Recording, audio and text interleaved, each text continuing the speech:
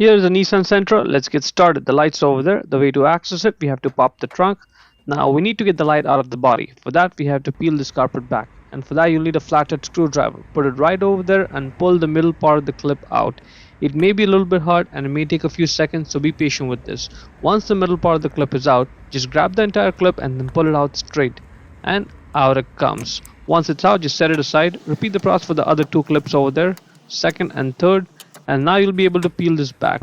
Now the reason why you have to get the light out, because if you try to access the bulb from over here straight, you will not be able to.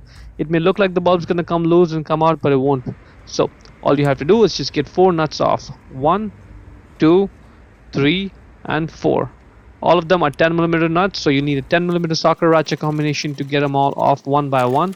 1, 2, 3 and 4. Take it out and set it aside. Now get that ratchet and then use that to sort of pop on the studs. Give it a little tap, it'll come right out. Good. Now the light's out, turn it around, and that gives you comfortable access to the bulb.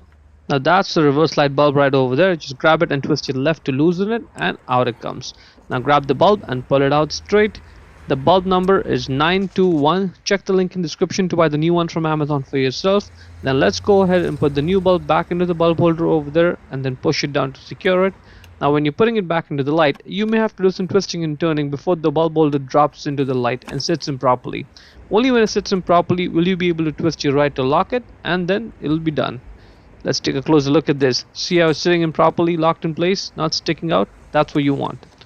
Once you're done, just put this light back in. Again, there are 3 studs in the back and 1 outside, so 4 of them in total. Put them all through the holes over there. Get the light back in. Let's go ahead and pull those 4 nuts back on. 1, 2, 3, 4. And then let's tighten it down using the socket ratchet combination. Now you have to make sure the middle part of this clip is pulled out.